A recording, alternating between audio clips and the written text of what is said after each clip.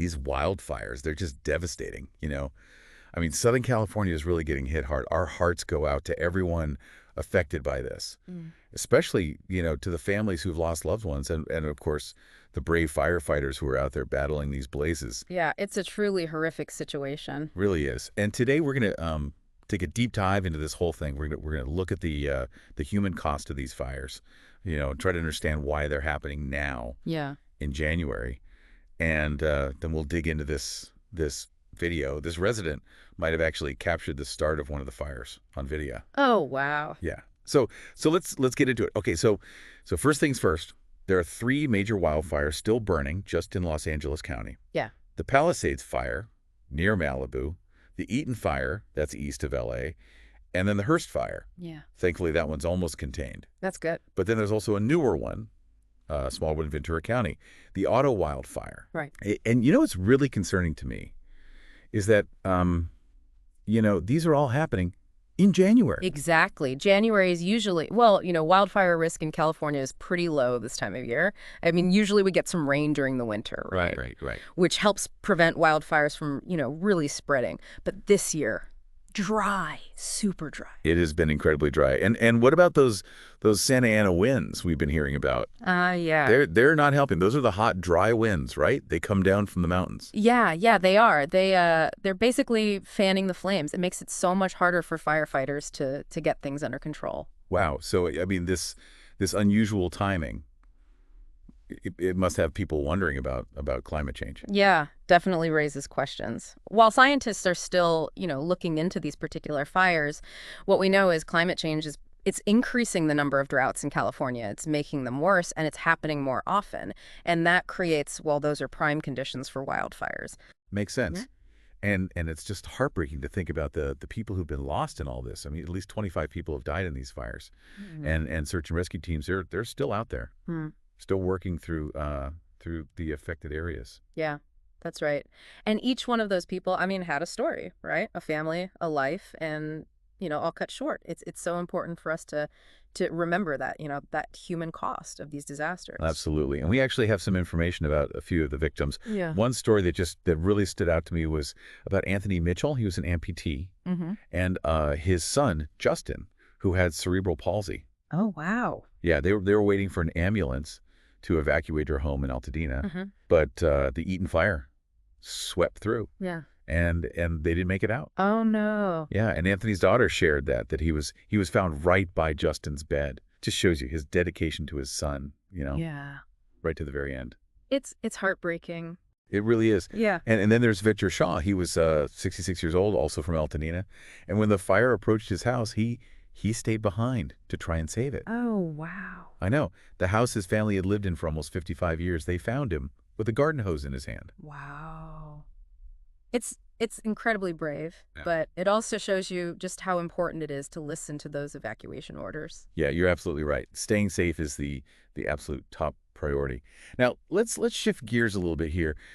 Have you seen those photos and videos online showing like bright pink skies over the fire zones? Oh, yeah.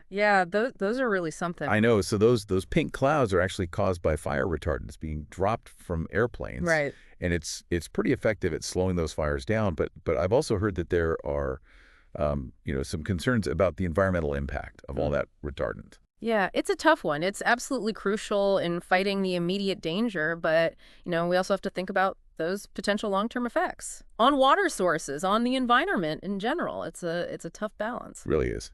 Now, speaking of trying to understand these fires, you won't believe this. There's this video going around online from a resident in the Palisades area, and it might have actually captured the start of one of the fires. What? Really? Yeah. So the resident lives near this canyon, and he was filming, just happened to be filming, and smoke starts billowing up in this area where there's like no obvious ignition source. I mean, no power lines, nothing. Wow. So no controlled burns or anything? Nope, nothing like that. Yeah. It's really got people talking. I mean, it's amazing what people catch on camera these days. I know, right? It's crazy. This video could be, I mean, this could be huge for investigators trying to, you know, figure out what caused the fire. It really shows you how anyone can, you know, help us understand these events. Yeah, that's a good point. And, in the middle of all this tragedy, it's been incredible to see how the community has come together to support the Oh, victims. yeah. Over $100 million has already been donated. And organizations like the Red Cross are, they're providing shelter, Yeah. food, emotional support. It's amazing. It's truly heartwarming, isn't it? It shows you the resilience of the human spirit and just how important it is to come together in these times of crisis. When things are really tough. Absolutely. While we've been talking about like the immediate impact of these fires and the incredible community response, there's this whole other side to this that we need to address, the emotional impact. Yeah, no, you're so right. I mean, experiencing a wildfire, losing your home, or even just living with the constant threat of these flames, it must be incredibly tough. Oh, it is. The stress, the anxiety, the fear. I mean, these can really have a long-lasting effect on people's mental and emotional well-being. Huh. And we can't forget about, the first responders, Right. the firefighters, the police officers, everyone who's out there on the front lines of this disaster. Yeah, they're dealing with incredibly dangerous conditions, witnessing this terrible destruction firsthand, Hmm. putting their own lives on the line to save others. I can't even imagine the toll that takes. Yeah, it's immense. I mean, they're exposed to these traumatic situations, working long hours under intense pressure and operating in these incredibly demanding environments, both physically and mentally. It's so important that we provide them with the support they need to deal with these psychological challenges that they face. Yeah, and it's not just, professional help that's needed. Communities need to come together to create spaces where people can, share their experiences, offer support, and start to heal. Right. It's about rebuilding lives, not just homes. Exactly. And, these social support networks, they're just so important in helping people build resilience and recover from trauma. Yeah. And that sense of community, Yeah. of people coming together to help one another. That's something we've seen time and time again in these recent fires, like the story of Khalid Fuad and Mimi Lane. Oh, yes. And they were trapped in their home when the Eaton fire came through. Oh, wow. Yeah, I remember hearing about that. The flames were so intense they couldn't escape by car. They were literally surrounded by fire. Oh my gosh. That's terrifying to even think about. I know, right? They said those 34 minutes trapped in their home were the longest of their lives. They eventually managed to escape. They drove right through the flames. Oh my gosh. Sounds like something out of a movie. It was a dangerous gamble, but they didn't really have a choice. Thankfully, they made it out alive, but their home, like so many others, was completely destroyed. Yeah. It's a reminder that even in the midst of all this destruction, there are these amazing stories of survival, Yeah. of courage, of people, overcoming incredible odds. Hmm. It's important to remember that. It is, and as we move forward, we need to take the lessons we've learned from these fires and use them to be better prepared for future events. I mean, we can't just rebuild the same way and No. hope for a different outcome. Right. We need to invest in smarter, Yeah. more resilient infrastructure, adopt more sustainable land management practices, and really focus on community preparedness and education. Yeah. Really get to the root causes. You're exactly right, and that brings us to the issue of climate change. I mean, these fires, they're a stark reminder of how urgent it is that we reduce greenhouse gas emissions, and that we transition to a cleaner, more sustainable energy future. I mean, the choices that we make today, they're going to determine how bad these events get in the years to come. Absolutely, it's a big responsibility, Hmm. but it's one we can't ignore. Mhm. We've talked about the human and environmental costs, but we also need to think about the long-term economic consequences of these fires. Yeah, that's a really good point. It's one that often gets overlooked. These fires, they're not just a human tragedy. They're a major economic disaster. The financial toll can be just staggering. Yeah, I mean, think about it. The cost of rebuilding homes and businesses, the impact on tourism and local industries, the strain on government resources, people losing their livelihoods. Right. I mean, it all adds up so quickly. Yeah, experts are estimating that the total economic impact of these recent fires, it could be in the hundreds of billions of dollars. Wow. And that's just the immediate cost. Right. I mean, the ripple effects, they're going to be felt for years to come as communities struggle to recover and rebuild. Absolutely. It's going to require a lot of cooperation Hmm. between, governments and businesses to provide assistance, support small businesses, and help people get back on their feet. It's about rebuilding lives as much as it is rebuilding, buildings. Exactly. And we need to be innovative in our approach to economic development, focusing on sustainable industries and creating a more resilient economy, one Right. that can better withstand, future shocks. That's a really good point. We've talked a lot about climate change being a factor in these fires, but there's also been a lot of discussion about forest management. What role does that play in all of this? Yeah, that's a crucial aspect. I mean, how we manage our forest, it has a direct impact on wildfire risk. And for a long time, the focus has been on fire suppression, on trying to put out every fire, as quickly as possible. So we've been trying to prevent forest fires completely. Well, in a way, yes, but what we're starting to realize now is that fire is a natural and an essential part of healthy forest ecosystems, and suppressing those fires, it can actually lead to an overgrowth of vegetation, which creates more fuel, which then makes future fires even more intense, even more destructive. Oh, so it's kind of a paradox. I mean, trying to prevent fires can actually make them worse in the long run. Exactly. And so there's this growing movement now towards, more proactive forest management practices, things like prescribed burns and thinning out, dense vegetation.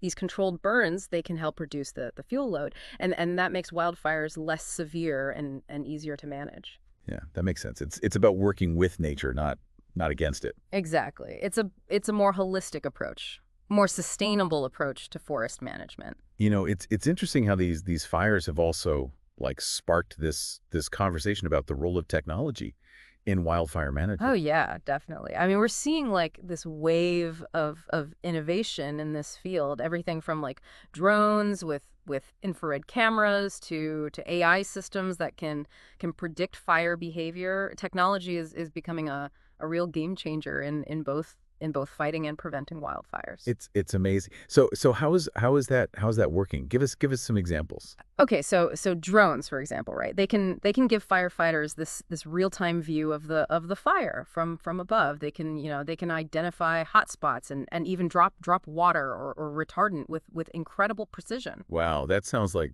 something out of a sci-fi movie. Yeah, it's pretty incredible. And then, there are these predictive models that use, weather data, satellite imagery, historical fire patterns, and they can identify areas that are at high risk of wildfires. And this allows for better resource allocation and early warning systems. So we're getting better at predicting where these fires might occur and being more proactive in our approach. Exactly. Technology is giving us the tools to move away from just reacting to fires Yeah. and towards a more preventative approach. I like that. Earlier we were talking about the financial assistance that's available to people who've been impacted by the fires, and I've seen some confusing information online. Some people are saying that victims can only get a one-time payment of $770. Oh, yeah, that's misleading. While it is true that FEMA has this new program that gives a one-time payment of $770 for immediate needs like food and shelter, that's just one small part of a much larger aid package. There are a lot of federal assistance programs available. Oh, okay. So there's more help available than just that initial $770. Absolutely. FEMA also offers, things like rental assistance, help with home repair, replacement, and coverage for medical expenses. Okay, so it's really important for people to know that there's more substantial assistance available if they need it. Yes, absolutely. And President Biden has announced that the federal government will cover 100% of the costs for firefighting efforts, debris removal, and temporary shelters for the next 6 months. Wow, that's a big commitment. I Yep. mean, it shows how seriously they're taking these disasters. It does, and it's important for anyone who's been affected by these fires to register with FEMA and really explore, all the aid options that are out there. Yeah, and they shouldn't be discouraged by by misinformation or by the fact that the process can be complicated. Right. There are resources available to help them. Absolutely. Absolutely. There are organizations that are ready to guide people through the system. No one has to navigate this alone. Good point. Mhm. We've focused a lot on the human toll of these fires, Yeah. but it's easy to forget about the impact on the natural world. Yeah, you're right. Animals are victims of these disasters too. They suffer from habitat loss, displacement, injuries, even death. It's heartbreaking to think about. It is. And, the fires, they can have these devastating immediate effects, but the long-term ecological consequences, they can be just as significant. So what kind of long-term effects are we talking about? Well, wildfires can change the composition of the soil, disrupt plant communities, and increase the risk of things like erosion and landslides. And those changes, they can cascade through the ecosystem, impacting food chains and the overall health of the environment. Yeah. It's a reminder that these fires, they're not just like isolated events. They're part of this much larger problem, Hmm. climate change. I mean, it's affecting the delicate balance of our entire planet. Absolutely. And it makes, protecting our natural world, mitigating climate change, building a more sustainable future, it makes all of that more urgent than ever. Yeah. No, you're right. We see so many stories of resilience and community spirit in the face of these fires. One thing that really stood out to me was the response from the entertainment industry. Oh, yeah. Hollywood has really stepped up to help. Yeah. From A-list celebrities to musicians to industry executives. I mean, people are donating time, money, and using their platforms to make a real difference. Yeah, like Leonardo DiCaprio, for example. Wow. He's pledged $1 million to support wildfire relief efforts. Wow. And I heard that the Grammy Awards are being turned into a fundraising event to benefit the victims. That's amazing. It's wonderful to see, the entertainment industry using its influence and resources in such a positive way. Yeah, it's a good reminder that everyone, no matter their background, can do something to help. And it's not just the financial contributions either. I mean, a lot of celebrities are using social media to raise awareness, share information about relief efforts, and encourage their followers to get involved. Mhm. They're helping to amplify the voices of those who've been impacted and encourage a more global response. Yeah, they're using their reach to bring attention to this crisis and inspire others to act. Hmm. It's really powerful. It's a testament to human compassion, and the idea that we can overcome challenges when we work together. Yeah. One of the biggest lessons that emerges from these wildfires is the importance of preparedness. Oh, absolutely. It's certainly been a recurring theme. We've Yeah. seen how important it is for individuals, communities, and even whole regions to be ready for disasters like this. Remember that couple who escaped the Eaton fire by driving through the flames? Yeah. They had a go bag packed, Yeah. with essential items just in case something like this happened. That kind of planning can be life-saving. Yeah. It's incredible that they had the foresight to be so prepared. And Dr. Griffiths, the brain surgeon who stayed behind to defend his neighborhood, he and his neighbors, they'd already worked out this really detailed wildfire preparedness plan. Oh. It sounds like they were ready for anything. They had cleared brush around their homes. They'd put in fire-resistant landscaping. They'd even practice their firefighting techniques, and it's amazing how their preparedness paid off. Yeah. It's a powerful reminder that we can't just wait for disaster to strike. Right. We need to be proactive. We do, and that preparedness needs to happen on multiple levels. Individuals, communities, and the government. We need a collective effort to create a culture of preparedness. We have to accept that the threat of wildfires and other extreme events, it's increasing. Right. And we have to be ready to respond. It's a wake-up call for all of us. We need to make this a priority. You are absolutely right. We need to invest in early warning systems, improve building codes, and educate the public about wildfire risks and what they can do to reduce those risks. Right. And we need to empower communities to be more self-sufficient in their preparedness, to work together to create these these more resilient neighborhoods that are ready to respond effectively when disaster strikes. Right. It's about shifting our mindset from reaction to prevention. Exactly. Yeah. Exactly. Now shifting gears a bit, we need to acknowledge, the political aspect of this story. Hmm. These wildfires have really, really ignited a debate about climate change, forest management, and the government's role in all of this. Yeah, you're right. It's a very complicated issue with many different perspectives. It is. It is. So what are some of the main points of view that have emerged? Well, some people believe that we need to focus on more aggressive fire suppression efforts. Yeah.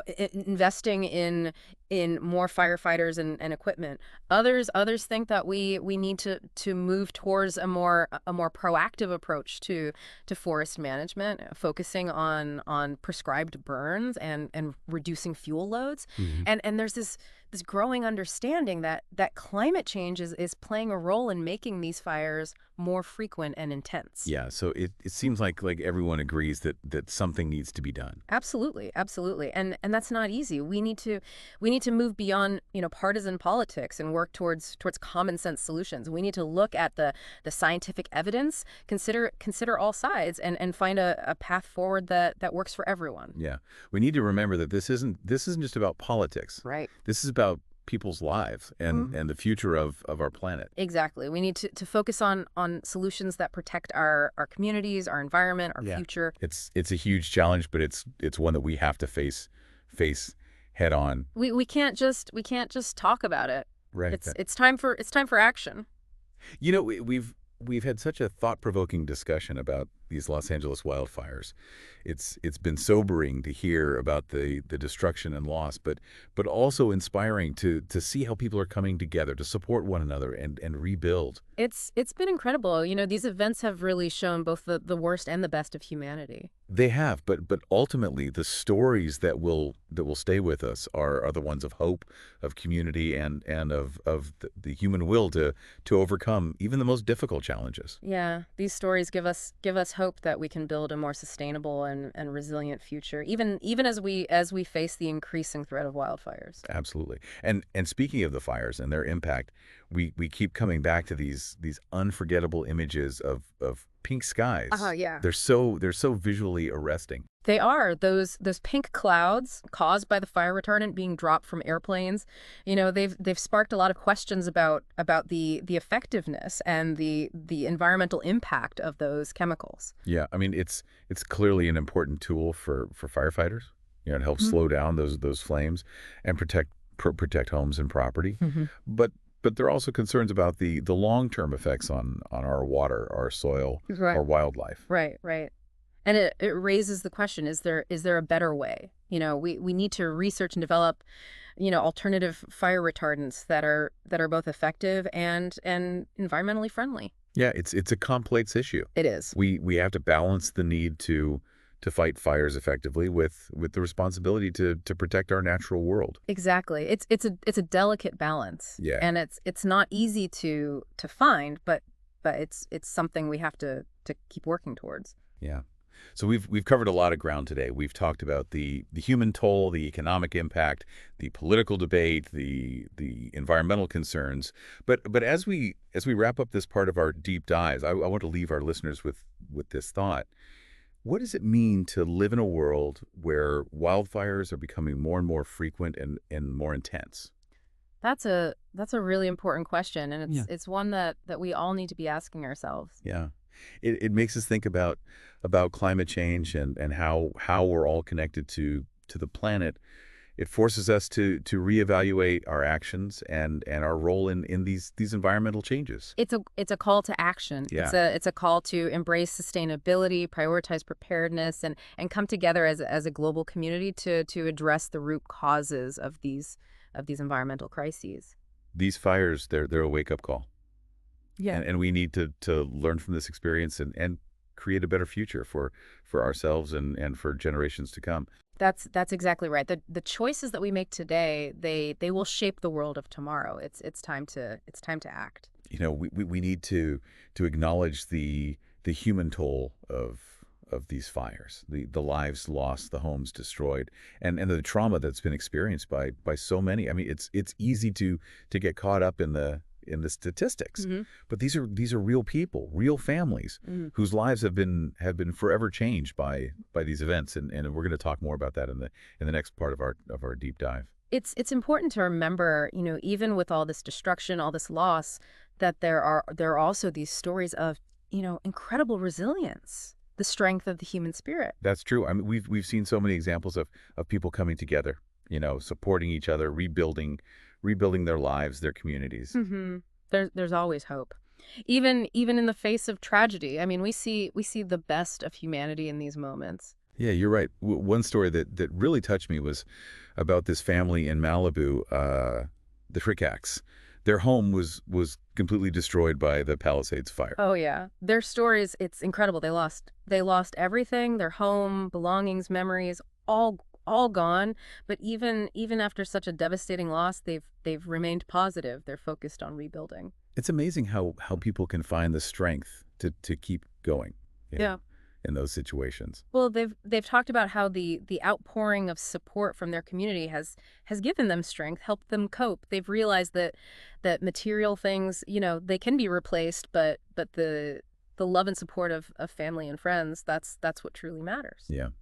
The powerful reminder that even when we lose so much, there's always hope. There's always the chance to start again. Yeah, their story, it's a testament to the resilience of the human spirit. It reminds us that even in the darkest of times, we can find light and the strength to carry on. That's a good point.